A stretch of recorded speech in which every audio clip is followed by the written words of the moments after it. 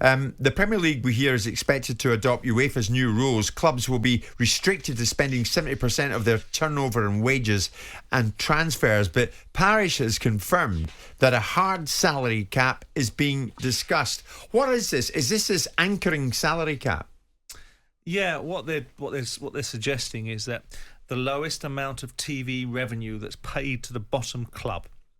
So, for example, if Sheffield United finished bottom of the league this year, right, and the contributions from the TV revenues was £100 million, then a multiple of that would be the maximum salary spend and transfer depreciation, i.e. the loss of value on players that you bought, would be allowable for the teams in the division.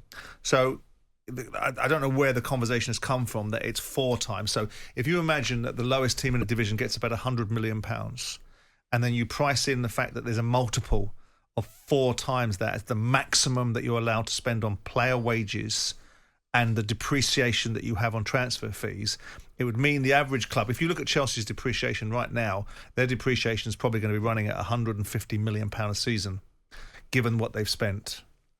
Then you would be in a situation where their wages couldn't exceed £250 million. Now, if you manage your transfers properly and you're in and out and you trade, you can negate some of that. But that doesn't look particularly like it affects the clubs at the very top of the pyramid. Yeah. Because if you look at Manchester United, their wage bill is about £330 million. Their depreciation is somewhere in the region of 70 to 80 million quid. It's not going to affect them that much.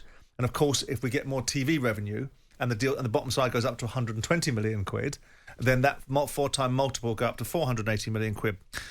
The principle is anchoring it in. It's almost like the draft philosophy in American football, where the worst team gets the best resources for the following season. What this is doing, in terms of it gets to be able to draft the most sought-after player. Yeah. In this instance, what they're doing is they're anchoring the highest spend to the lowest revenue generation, rather than saying, well, Man United get 150 million from the TV companies, so they can have 4 times that multiple.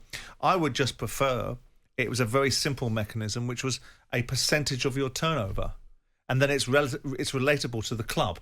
Because So how would that work? Well, that's very simple. If say Palace's turnover, let's pick West Ham's turnover last year for the last set of accounts was £250 million, right?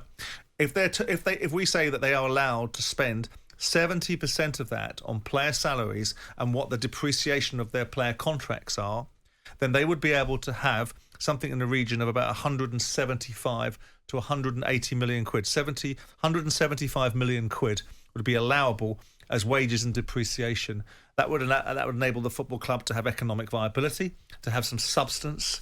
It would enable the players. It's not capping players' wages. When people talk about salary caps, they think all of a sudden there's going to be a force on the maximum level of player salary. That's not what's going to happen. That's what you immediately think, though. No, it's a cap on what you can spend as an overall amount of money. So you can pay, if you want to pay Erling Haaland £500,000, £600,000 a week, you can do that. But inside your player wages, you've got to have people that are on £100,000 a week, or 70,000, or 60, or 50, or 40. If your average player, if you've got 25 players in a squad and your wage pattern says you can spend £175 million, that means the average player cannot be on more than £140,000 a week.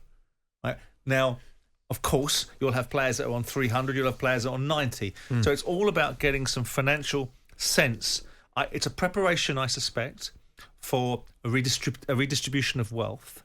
If people like Rick Parry are doing their jobs and the independent regulator, which is the ultimate stalking horse, are doing their jobs, they're going to try and extract more money from the distribution deals, so that ultimately the 9% of revenue that comes into English football that goes to 72 clubs and the 91% that goes to 20, if that was shifted, say to 20%, which is where I think it should be, currently what the EFL is getting, the 72 teams, is something in the region with its new broadcast deal of about 300 million a season with the new broadcast deal. Under the old broadcast deal, it was about 120 from Sky, 96 from the Premier League, 30 from iFollow, and 10 from pitch side advertisement. Right. So what I would suggest is fairer is about 750 million, which is 20% of the overall revenues. Now, if the Premier League goes, hang on a second, we've got to pony up another 500 million quid at 20 million pounds per team. We're not going to want to do that. Yeah. But if they start to get governance in place that underpins the cost of wages, right,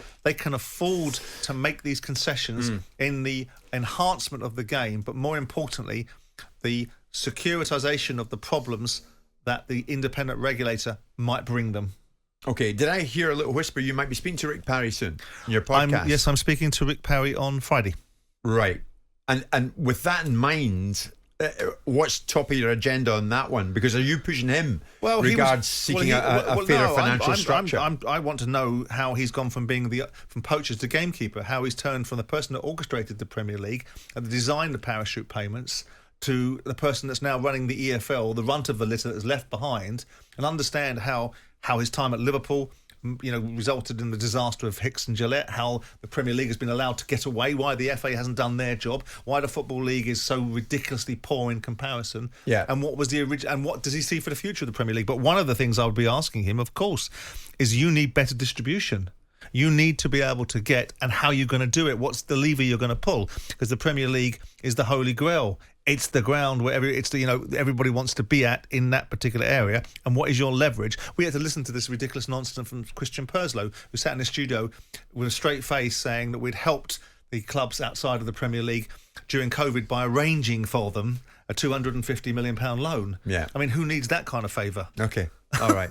All right. So salary cap, that's the latest then on anchoring salary caps. We shall see if Parish gets what he's seeking and he gets it through. I look forward to hearing how it goes with Rick Parry. Jim White and Simon Jordan. Monday to Friday mornings from 10 on AM, on DAB, via the talkSPORT app and on your smart speaker. talkSPORT.